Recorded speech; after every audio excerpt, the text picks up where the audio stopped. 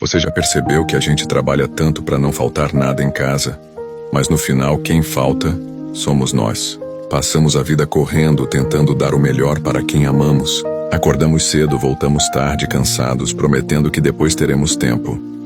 Mas esse depois nunca chega.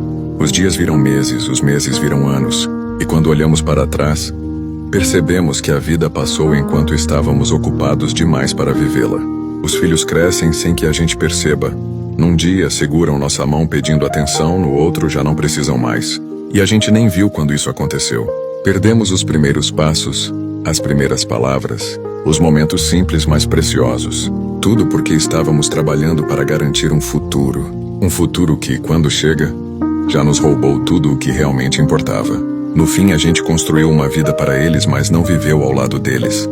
A casa ficou cheia de tudo o que sempre quisemos dar, menos de nós.